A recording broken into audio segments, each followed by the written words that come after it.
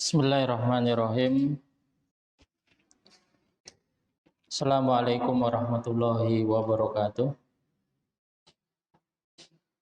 Bismillahirrahmanirrahim. Wassalatu wassalam ala Muhammadin wa alihi wa ashabihi wa man tabi'ahum bi ihsanin ila yaumiddin. Qala Allah tabaraka wa ta'ala, a'udzu billahi minasy syaithanir rajim. Bismillahirrahmanirrahim. Ya ayyuhalladzina amanu taqullaha haqqa tuqatih wa la tamutunna illa wa antum muslimun. Wa qala ta'ala ya ayyuhalladzina amanu taqullaha wa qulu qawlan sadida yuslih lakum a'malakum wa yaghfir lakum dunubakum wa may yuti'illaha wa rasulahu faqad faza fawzan azima, amma ba'du. Alhamdulillah, puji syukur atas nikmat yang Allah Subhanahu wa taala berikan kepada kita semua di hari ini. Semoga Allah Subhanahu wa taala senantiasa memberikan nikmatnya kepada kita semuanya. Baik, di hari ini kita akan melanjutkan dari pembahasan yang pernah kita sampaikan sebelumnya berkaitan hadis-hadis yang berkaitan dengan ahkam, hukum bagi wanita. Baik, di hari ini kita akan membacakan hadis yang datang dari Nabi Sallallahu Alaihi Wasallam, yaitu tentang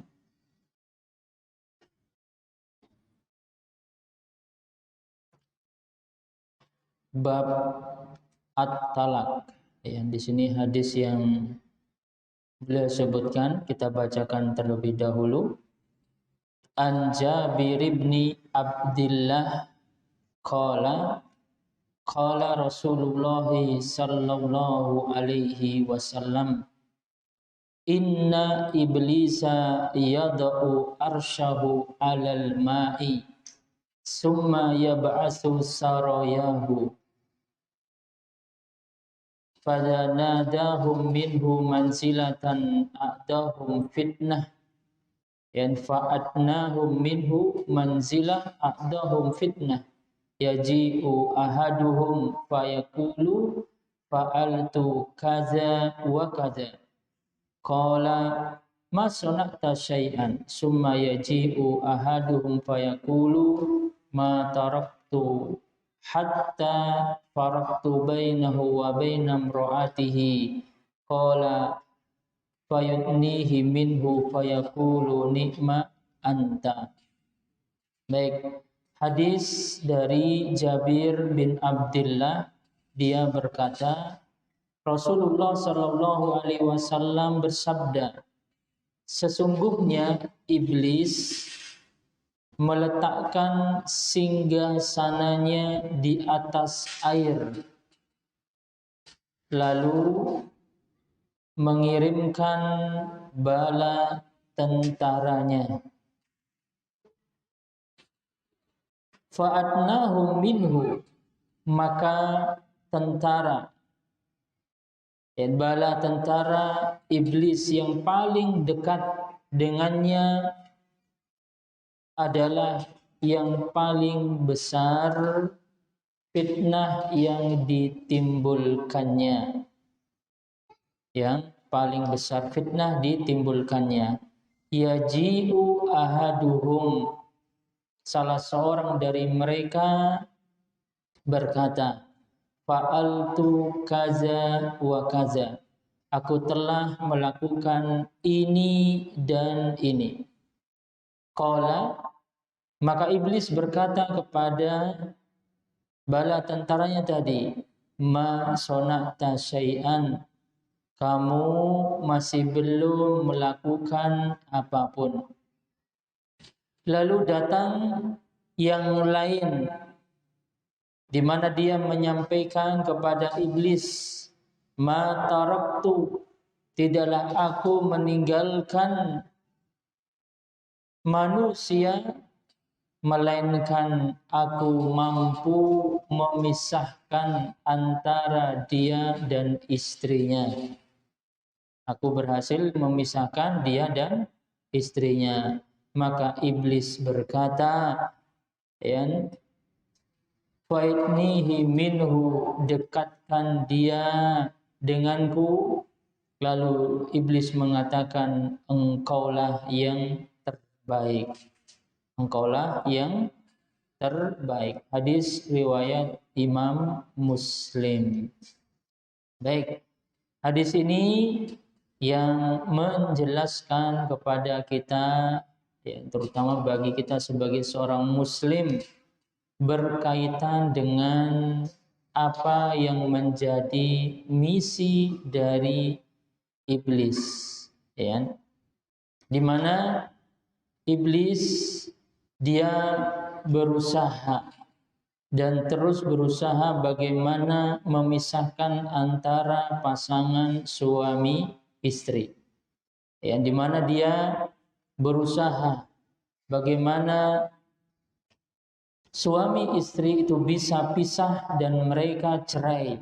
Itu salah satu misi mereka. Baik, kita lanjut kepada faedah.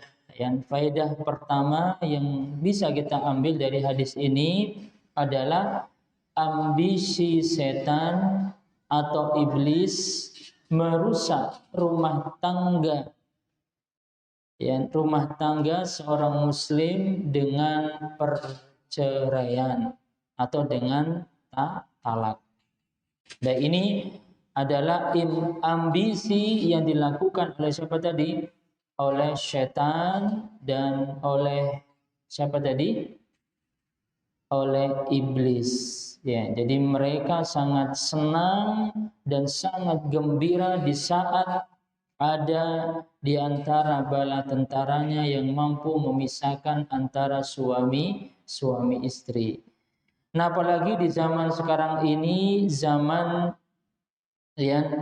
yang kita lihat, ya, jauhnya seorang muslim dengan ilmu, di mana ilmu kita lihat saat ini tidak lagi menjadi sebuah perhatian khusus. Dan makanya sekarang banyak hukum yang itu rancu, bahkan hukum itu menjadi samar. Nah, salah satunya yang samar yang saat ini terjadi adalah berkaitan masalah perceraian. Ada suami tidak tahu, setiap hari dia bilang talak, talak, talak. Yang mana dia mengucapkannya itu hanya untuk nakut-nakutin istrinya. Ya, padahal kita tahu apa yang harus dia lakukan kalau dia mengucapkan kata talak. Atau bisa jadi sebaliknya. Intinya adalah kita lihat sekarang ini, ya, kaum muslimin mereka tidak mengetahui alias blank berkaitan tentang masalah hukum seputar perceraian. Apa itu talak, apa itu hulu, apa itu iddah, ya, mereka banyak yang tidak mengetahuinya. Bahkan tadi sudah kita sebutkan, sebagian mereka para suami begitu mudahnya mengucapkan kata talak seolah-olah, ya, mereka tidak menyadari bahwa setiap apa yang dia katakan itu sebenarnya sudah jatuh padanya talak. Maka dari itu setan yang berusaha untuk menghancurkan kaum muslimin, yaitu dengan cara bagaimana memisahkan keluarga, memisahkan yaitu keluarga mereka, Dan karena dengan memisahkan yaitu kaum muslimin, maksudnya adalah keluarga mereka menjadi keluarga yang tidak lagi harmonis, ya, keluarganya pun yang mereka miliki keluarga yang penuh dengan permasalahan, maka inilah yang sebenarnya rencana dan ambisi atau tipu daya setan. Jadi ini yang perlu kita ketahui. Makanya pentingnya kita sebagai seorang istri untuk mendorong suami kita banyak-banyak belajar. Terutama belajar ilmu syar'i berkaitan tentang masalah bagaimana menjadi seorang suami yang baik. Bagaimana menjadi seorang istri yang baik. Bagaimana supaya keluarga menjadi harmonis. Karena untuk mendapatkan itu, yang tidak mungkin kita seperti kita membalikan telapak tangan kita yang mudah. Semuanya itu memang perlu sebuah perjuangan yang luar biasa. Makanya disinilah pentingnya yang dilakukan oleh seorang istri yang untuk supaya benar-benar belajar, terutama berkaitan tentang masalah talak, hulu, dan yang semisalnya.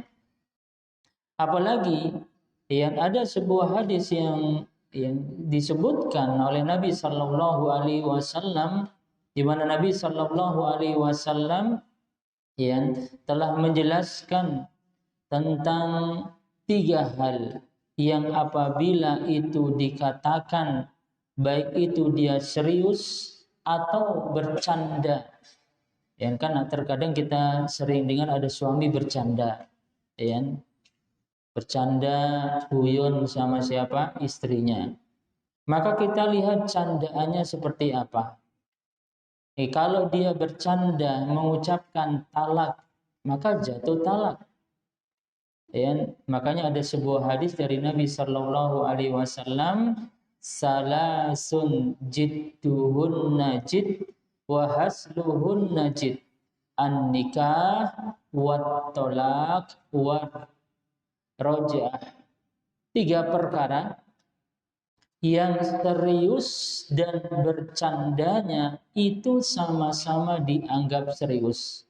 Jadi bercandanya, seriusnya itu dianggap serius. Ada 3.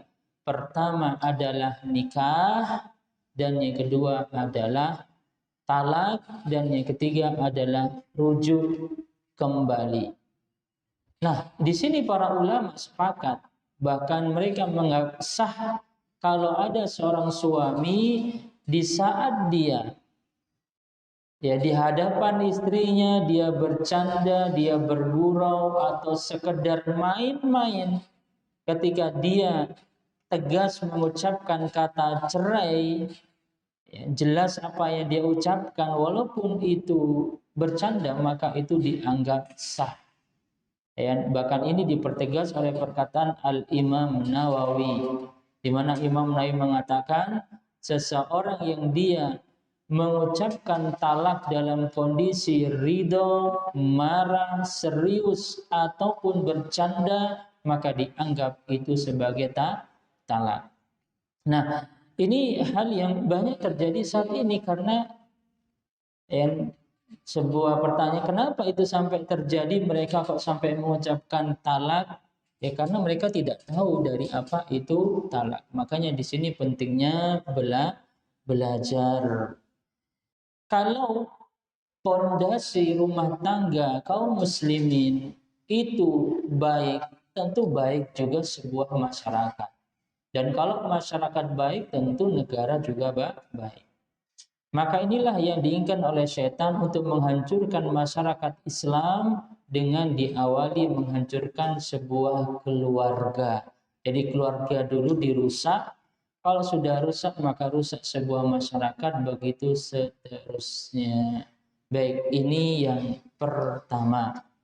Faedah pertama. Jadi ambisi setan, iblis merusak rumah tangga dengan sebuah perceraian. Baik, kemudian yang berikutnya, yang kedua adalah Faedah yang kedua, bahwa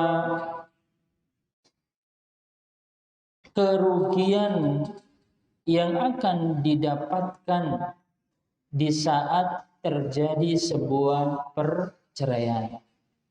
Ini faedah yang kedua. Kenapa perceraian itu akan ada sebuah kerugian? Walaupun bisa jadi ada yang mereka menganggap bahwa ini adalah harus cerai karena sebab-sebab syar'i. Namun secara umum bahwa perceraian yang dilakukan oleh sesama muslim, maksudnya suami istri yang dia sama-sama muslim, ketika terjadi sebuah perceraian pasti ada sebuah kerugian.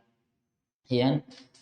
Apa saja kerugiannya? Kerugiannya salah satunya adalah anak yang akan menjadi korban. Ya, anak yang akan menjadi apa? Korban.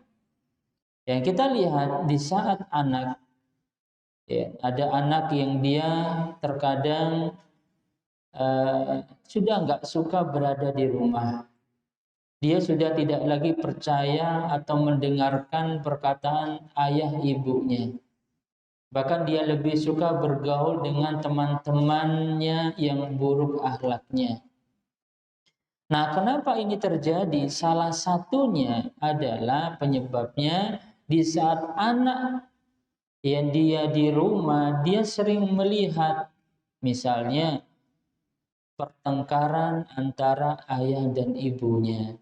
Ibunya sama ayah sering bertengkar. Makanya kalau memang ada sebuah perselisihan antara suami istri, maka jangan sampai itu di hadapan anak-anak. Apalagi kalau sampai ada KDRT, kekerasan dalam rumah tangga. Suami mukul istri atau istri yang dia membantah, meninggikan suara di hadapan suami. Apa yang dilakukan oleh suami istri tersebut akan menjadikan sebuah contoh dan akan membekas dalam diri anak tersebut.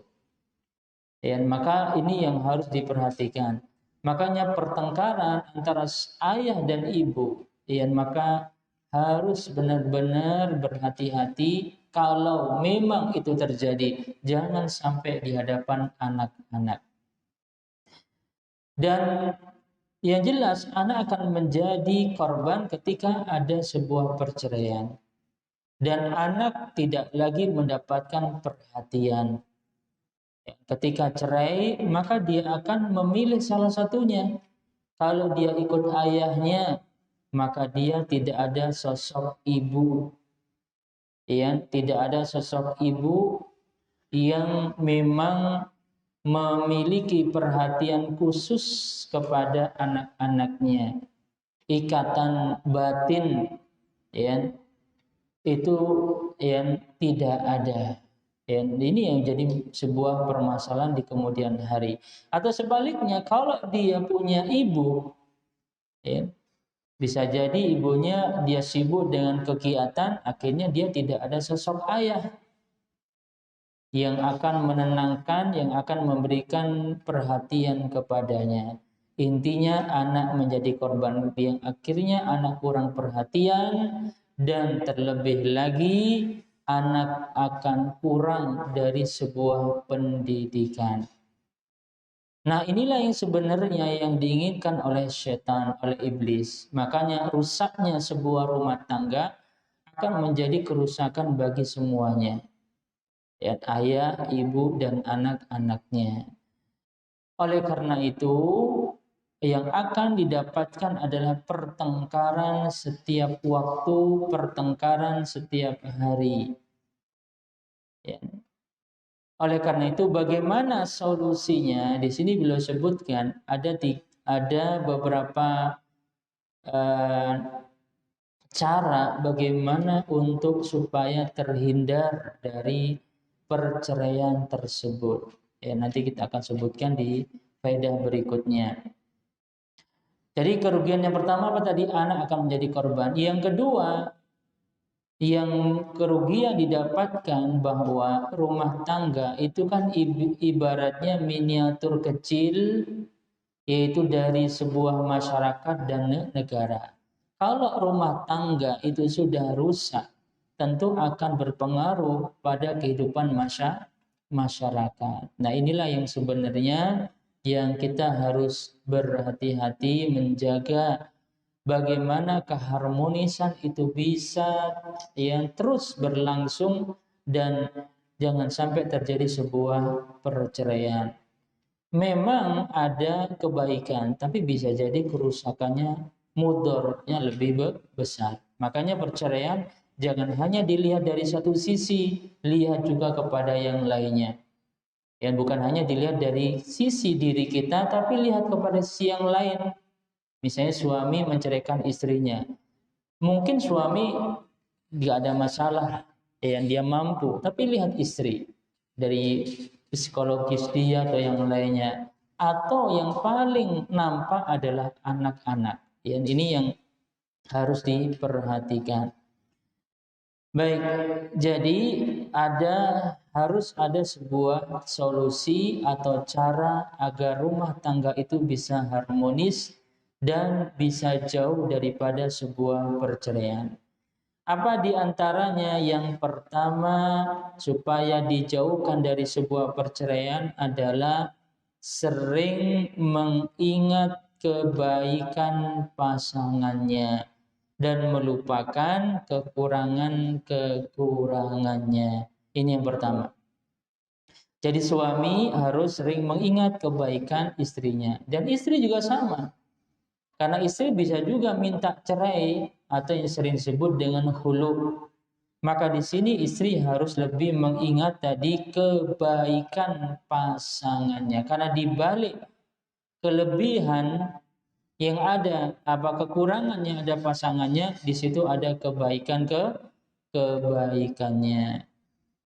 Baik, ini salah satunya, dan ada juga penjelasan yang lain yang sangat banyak yang berkaitan tadi terkait tentang bagaimana cara untuk supaya terhindar dari sebuah perceraian.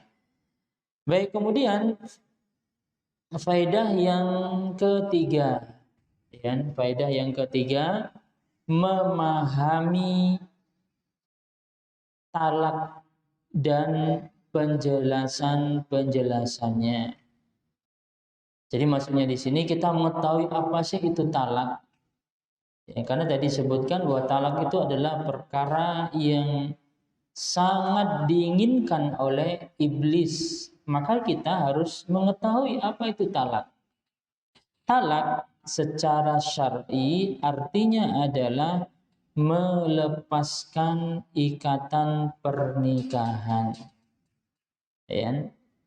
Talak artinya apa? Melepaskan ikatan pernikahan. Jadi ketika ada seorang suami dia mengucapkan saya ceraikan kamu, maksudnya apa? Dia ingin melepaskan ikatan pernikahan. Dan talak yang diinginkan oleh siapa tadi? Oleh iblis beserta bala tentaranya. Makanya dia berusaha terus-menerus agar terjadi sebuah perceraian. Baik, kemudian talak, kalau kita kembali kepada pembagian, para ulama memang membagi tentang masalah talak. Namun yang jelas bahwa talak itu diucapkan atau dilakukan oleh seorang suami kepada istrinya. Jadi dia mengucapkan secara langsung yaitu kepada istrinya. Kemudian talak yang dilakukan oleh seorang suami kepada istrinya bisa berupa ucapan. Pertama bisa berupa apa? Ucapan. Ucapan ini ada dua. Ada ucapan yang tegas. Ucapan apa? Yang tegas. Contohnya, saya ceraikan kamu. Saya talak kamu. Atau pakai bahasa kampung masing-masing. Misalnya orang Jawa bilang tak pegat kowe misalnya. Atau orang Sunda atau orang Ya, yang penting bahwa ucapan itu dipahami oleh kedua-duanya. Itu namanya talak yang tegas atau talak yang soreh. Ya. Maka talak yang seperti ini serius atau bercanda maka jatuh talak. Ya. Jadi maka jatuh talak serius ataupun bercanda. Ya. Baik, lalu yang kedua, kalau tadi talak yang diucapkan ada yang tegas, ya, yang soreh, ya. Lalu yang kedua ada yang dia berupa kiasan atau kinayah, ya. Maksudnya apa? Maksudnya dia tidak mengucapkan kata talak atau cerai secara khusus, ya. Namun ucapan itu bisa mengandung dua arti. Bisa jadi artinya adalah cerai atau bisa jadi artinya yang lain. Contoh, ada suami memberitahukan, dia bilang ya kepada istrinya, wah istriku kayaknya kamu pulang aja lah ke kampung kamu. Ya, rumah ini sepertinya sudah nggak layak bagi kamu. Nah, ini namanya kinayah. Ya, atau bisa jadi kata-kata yang lain, kayaknya rumah ini sudah nggak pantas lagi nih untuk kamu. Nah kan ini ada dua kemungkinan ini. Kemungkinan bisa jadi suami menceraikan atau bisa jadi tidak. Makanya untuk yang kedua di sini, karena dia mengandung dua arti, maka ini dikembalikan kepada niat dari suami tersebut. Apa niat dia? Apa tujuan dia mengucapkan tersebut? Kalau niat dia yang dimasukkan adalah cerai, berarti jatuh cerai. Namun kalau tidak, maka tidak jatuh cerai. Maka kita harus bertanya kepada suami apa yang dia maksudkan. Ya, ketika suami bilang, wahai istriku kamu pulang aja lah ke rumah kamu. Nah, kita harus tanya apa nih maksudnya ini. Ya, atau bisa jadi ya dia bilang sama istrinya, ya wah istriku kayaknya kita pisah aja lah sekarang. Nah ini pisah apa maksudnya nih? Ya, apakah pisah maksudnya cerai ataukah pisah? Nah kita harus nanya karena ada kemungkinan yang lain. Bisa jadi pisah jalan atau bisa jadi pisah apa ini? Pisah tempat makannya, kan macam-macam, banyak kemungkinan. Maka ini semua kembali kepada niatnya. Ini namanya apa tadi? Ucapan talak. Jadi talak itu bisa diucapkan yang jelas, tegas, atau yang bisa mengandung kemungkinan yang lain. Lalu ada yang kedua, talak yang dilakukan secara tulisan. Ya, maksudnya apa di sini? Suami ini, ya ini mungkin terjadi ya. Misalnya suami ini kebetulan dia takut sama istrinya. Ya, mungkin ibu ya ada namanya tipe suami apa? Tipe suami takut sama istri. Dia ingin menceraikan istrinya tapi takut. Kalau ngomong itu lihat wajah istrinya sudah apa? Sudah gemeter dia. Akhirnya nggak mampu bicara. Nah, kan ada mungkin bisa seperti itu. Maka dilakukan kata apa ini dia mengucapkan cerai dengan tulisan, ditulis mungkin pakai surat ditulis atau mungkin kalau zaman sekarang ini pakai SMS misalnya ya atau WhatsApp misalnya atau mungkin ya karena saking takutnya pakai email aja lah di email. Kalau pas istrinya buka baru nampak. Kalau nggak buka-buka berarti belum jatuh talak. Ya. Atau bisa jadi karena sebab yang lain, mungkin suaminya jauh atau mungkin karena sebab yang lain. Maka di sini para ulama menjelaskan bahwa dari pendapat jumhur ulama bahwa talak melalui sarana tadi surat ya, atau SMS atau yang semisalnya maka itu jatuh talak. Jatuh apa? Jatuh talak. Tapi tetap seorang istri harus jelas tabayun. Bertanya, memastikan itu harus jelas. Jangan sampai nanti ada WhatsApp, nggak tahu dari nomor yang nggak dikenal, atau bisa jadi dari nomor suami. Ada orang iseng mungkin pakai HP-nya ditulis kepada istrinya lalu dihapus, kan suaminya nggak tahu nih, dia langsung istrinya yang dapat bahwa suaminya bilang saya ceraikan kamu. Ya nggak taunya ada temennya yang iseng yang kirim SMS kepada istrinya, padahal suaminya nggak pernah menulis. Nah, maka inilah yang tadi disebutkan, pastikan terlebih dahulu. Makanya kalau ada surat, SMS, maka kita tanya, benar enggak kamu yang menulis? Kalau memang benar dan memang dia ingin menceraikan, maka jatuhlah tadi yang namanya apa? Cerai. Lalu yang ketiga namanya adalah tadi ucapan, kedua tulisan, yang ketiga adalah dengan isyarat. Dengan apa? Isyarat. Ini mungkin khusus orang-orang tertentu, mungkin dia nggak bisa berbicara, yang dia bisu, maka di sini dia pakai isyarat. Walaupun para ulama memang berselisih pendapat dalam masalah ini, karena orang yang bisu dia mungkin bisa pakai tulisan, nggak perlu pakai isyarat. Ya, kenapa? Kalau dengan tulisan kan lebih bagus atau lebih pas sesuai dengan yang dimaksudkan. Makanya di sini para ulama berselisih dan mereka mengatakan bahwa kalau itu sifatnya darurat maka itu diperbolehkan.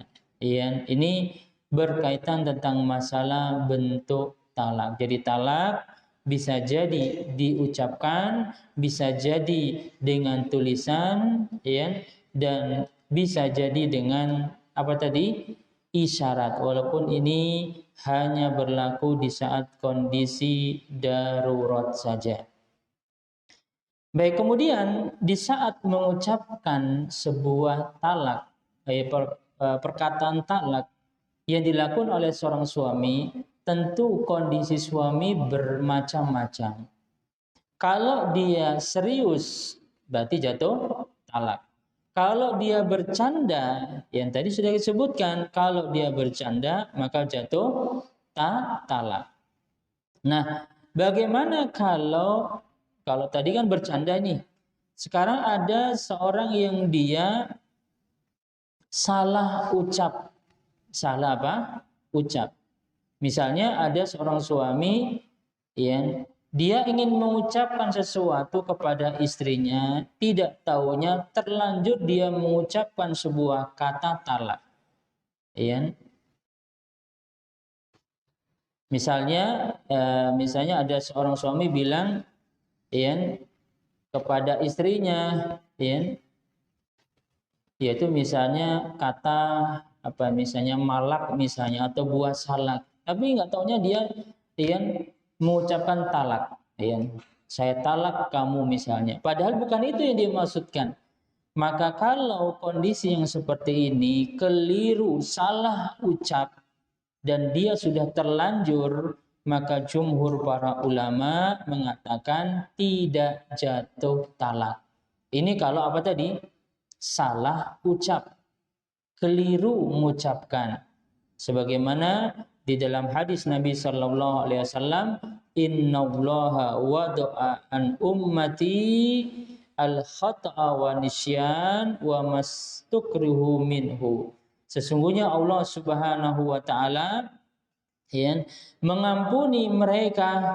Siapa ini? Orang-orang yang satu yang khata, yang keliru, ya.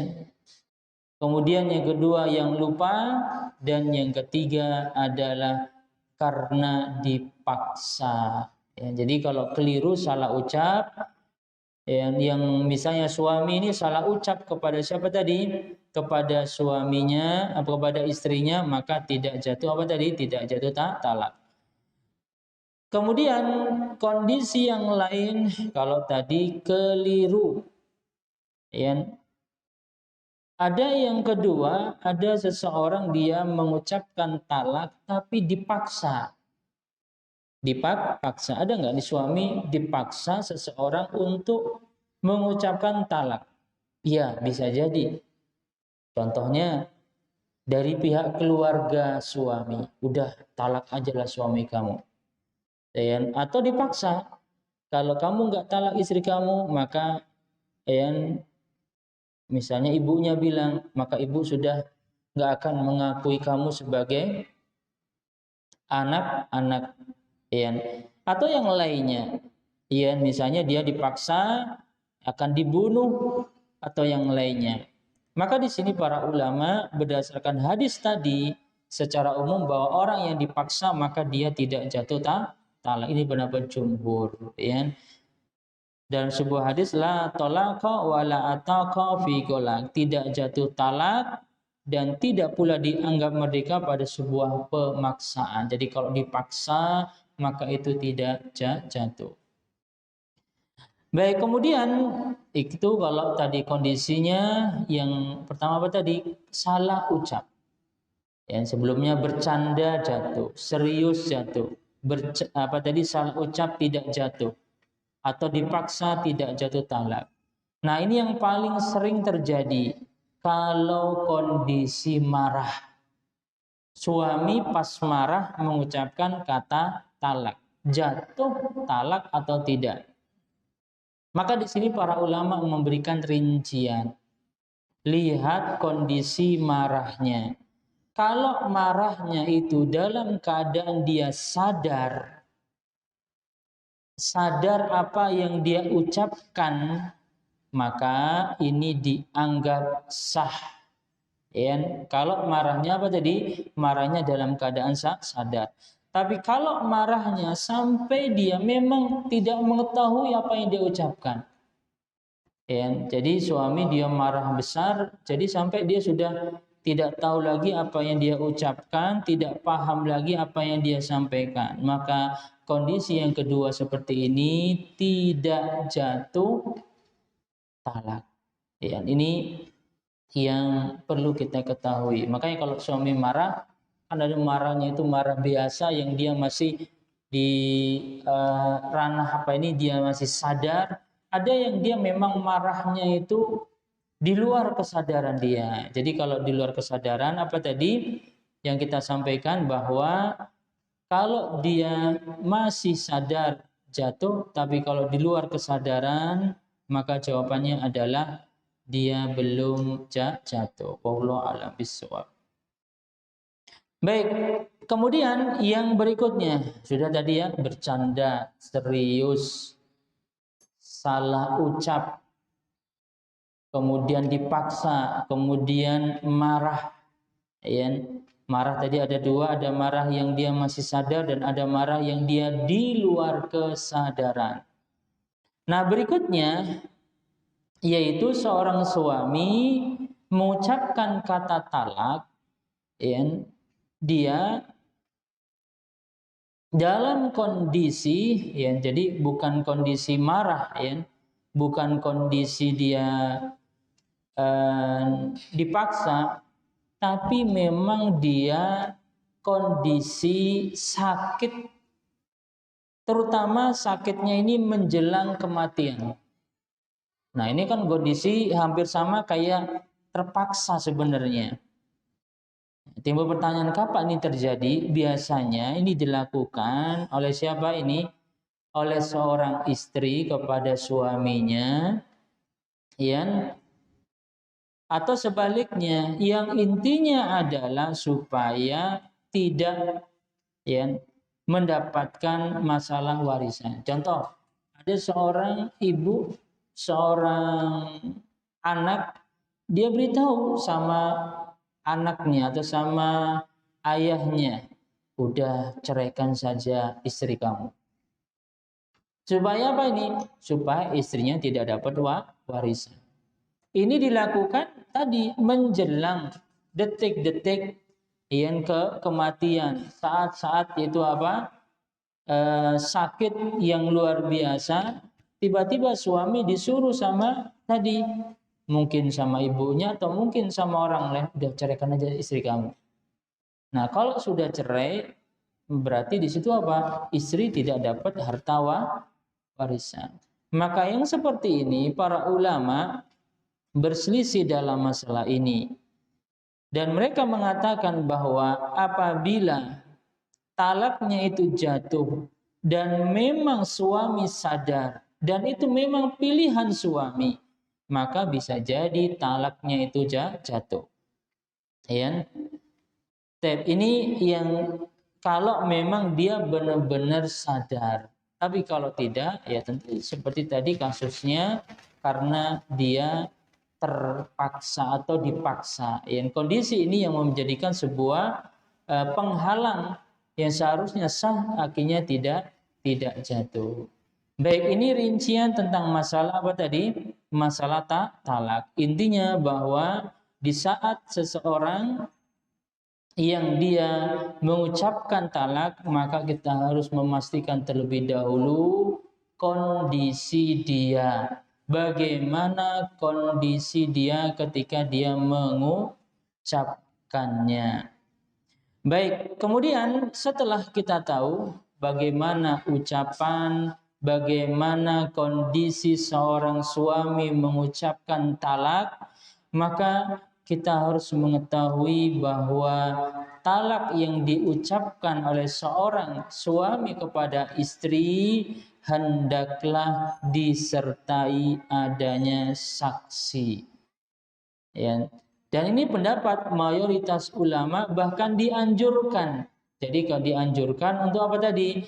Kalau suami mentalak istri supaya tidak ada perdebatan di kemudian hari, maka yang terbaik adalah adanya saksi.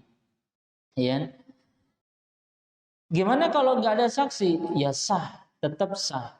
Cuma terbaik karena ketika talak ada talak 1, ada talak 2, kan di situ ada masa yang namanya istri suami boleh rujuk, boleh kembali. Maka dengan bolehnya tersebut, ya dengan ada saksi, maka tentu akan lebih memudahkan kalau nanti ada permasalahan di kemudian hari. Makanya disebutkan hendaknya ada apa tadi? Ada saksi. Namun yang jelas suami di saat dia ingin cerai, maka harus benar-benar mempertimbangkan kemaslahatan yang lebih besar ketimbang hanya untuk diri dia sendiri. Maksudnya di sini terkadang suami, ya, ini kalau talak ini kan jelas dari pihak suami, beda dengan hulu.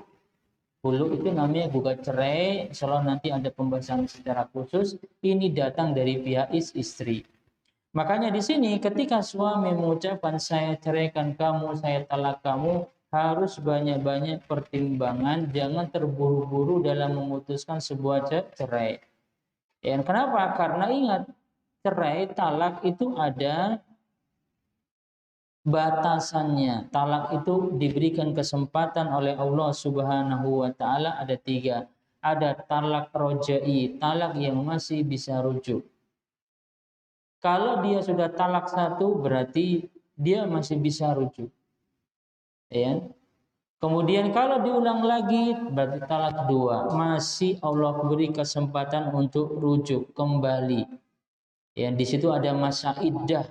Ya. Dan kalau sudah ketiga, maka dia tidak boleh lagi kembali sampai dia menikah dengan yaitu laki-laki lain. Maksudnya sampai istrinya itu menikah dengan yang lainnya. Nah, inilah talak yang harus diketahui tadi. Dan talak tadi kita sebutkan ada pembagiannya, ada 3 tadi, talak 1, talak 2. Atau secara istilah bahwa talak itu secara umum ada 2. Ada talak rojai dan talak bain. Talak rojai dan talak bain. Talak rojai adalah talak yang masih diberikan kesempatan untuk rujuk di masa iddahnya. Allah Subhanahu wa taala berfirman, at-talaqu marratan. Talak yang bisa rujuk itu ada 2 kali. Ini dalam surat Al-Baqarah ayat 229. Nah, talak yang bisa rujuk itu bisa ada saksi, bisa langsung. Ya. Berapa lamanya? Para ulama berselisih pendapat. Ada yang mengatakan 3 kali haid dan ada yang mengatakan 3 kali suci. Ya. Ini masa iddah. Ya. Kalau dia masa iddah ditunggu-tunggu kok suaminya nggak rujuk-rujuk, ya berarti sudah habis masa iddahnya. Dan kalau seandainya suami ingin balik lagi, sudah setahun ini kangen lagi sama istrinya, kalau itu masih talak 1, boleh balik.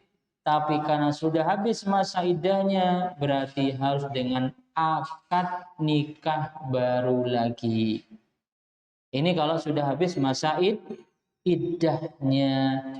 Tapi kalau masa rujuk tinggal balik saja. Ya. Lalu yang terakhir adalah talak bain. Yang talak bain, talak 3 yang di situ tidak ada rujuk lagi, sebagaimana yang Allah Subhanahu wa taala sebutkan ya di dalam Al-Qur'anul Karim berkaitan tentang masalah talak 3, di mana dia tidak boleh kembali sampai istrinya menikah dengan yang lainnya. Wallahu a'lam bishawab.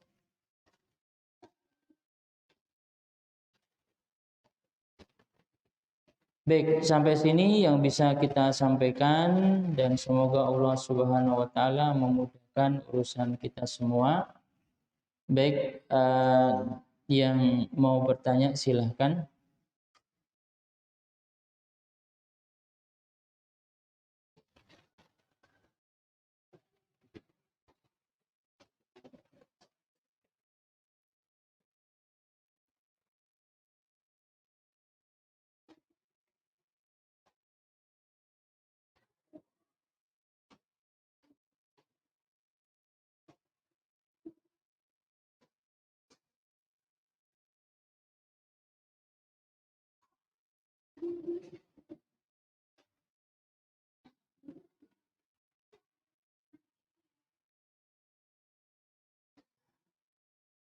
Baik, kalau tidak ada berarti ada.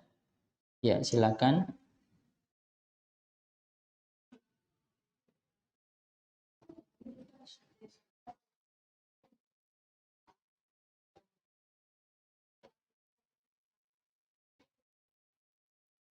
Maaf kurang.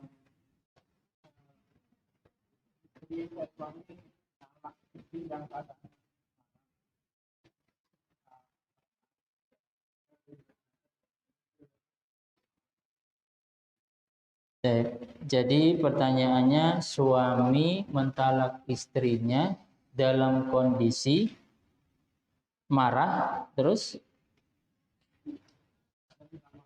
setelah itu minta maaf.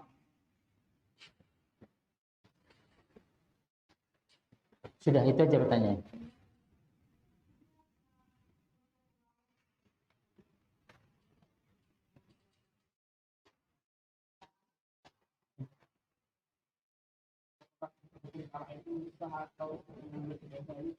Ya, baik. Jadi tadi kan sudah saya sampaikan, marah kan ada 2 tadi ya.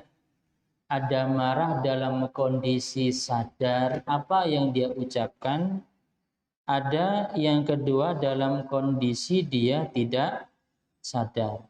Kalau dia kondisi sadar apa yang dia ucapkan, maka jatuh talak. Talak itu berlaku. Berarti dia harus menjalani masa iddah.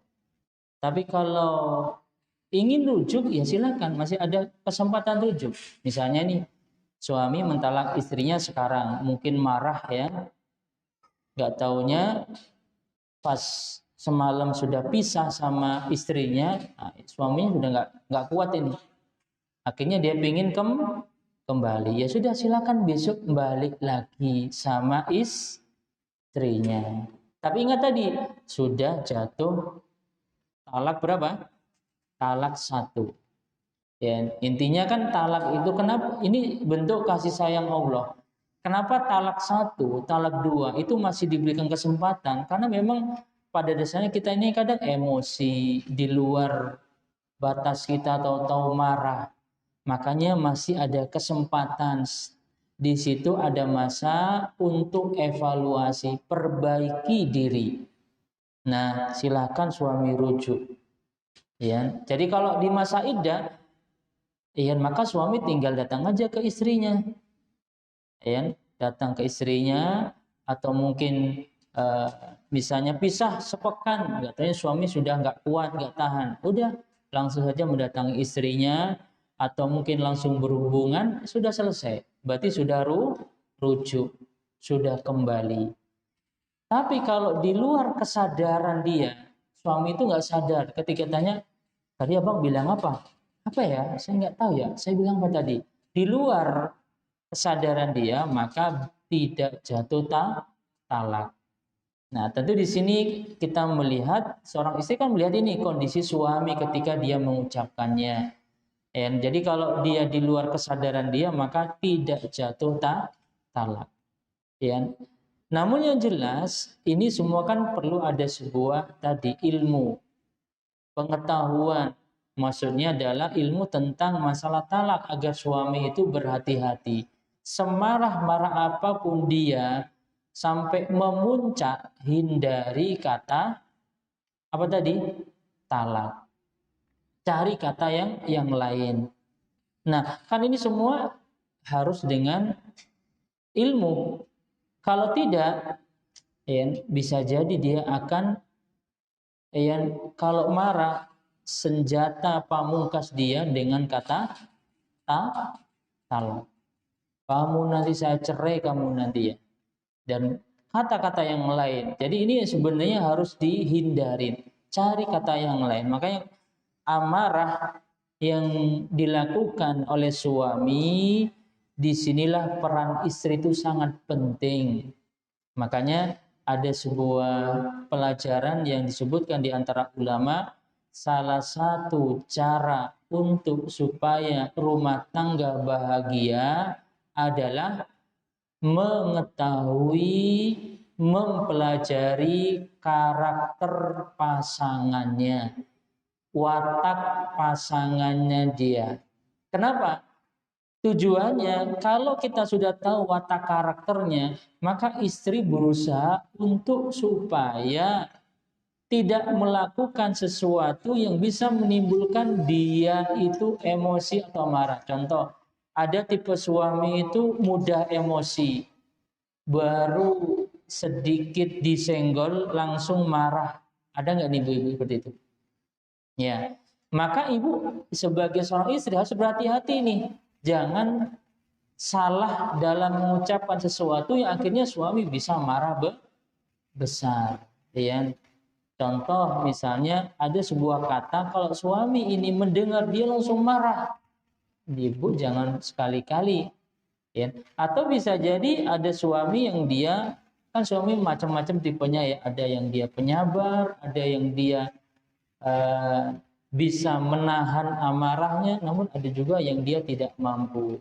Maka inilah yang disebutkan tadi, kalau pasangan kita adalah yang mudah emosi, maka istri harus banyak-banyak tenang, bersabar, ya, jangan pula sama-sama emosi. Ini bahaya nih, suami emosian, istri juga emosian. Suami banting piring, istri banting kulkas. Habis sudah. Suami banting piring, nah langsung istri bagaimana cara supaya amarah suami ini tidak berkelanjutan. Nah, harus punya cara. Dan ibu kalau sudah berlama nih berkeluarga, kan tentu paham ini apa sih kesukaan suami saya, apa sih yang tidak disukai oleh suami. Nah, ini harus diketahui. Masa 10 tahun nikah nggak paham yang sangat disukai oleh suami. Lakukan, kalau suami marah, maka ibu lakukan sesuatu yang memang disukai oleh suami.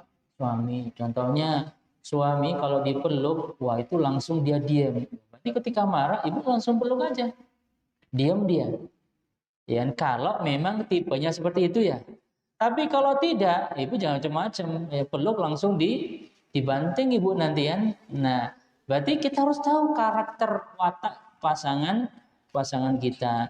Ada suami itu kalau marah, ibu langsung membawa sesuatu yang hangat. Contohnya kopi hangat, madu hangat, dia langsung diam. Nah, itu yang ibu lakukan ketika suami marah. Udah pergi ke dapur, buatkan sesuatu yang hangat. Yang penting kita harus tahu karakternya pasangan kita.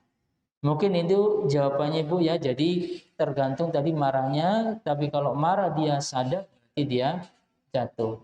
Jadi nggak cukup maaf ya, dia sudah jatuh. Berarti ketika dia ingin rujuk, maka rujuk. Tapi ya ingat tadi tetap dia terhitung satu talak. Ya, Allah alam biswa.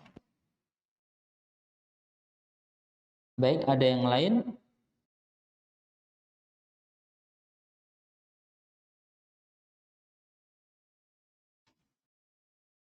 Baik, sudah tidak ada, sebenarnya sudah jelas. Alhamdulillah, kita akhiri di pertemuan kita kali ini.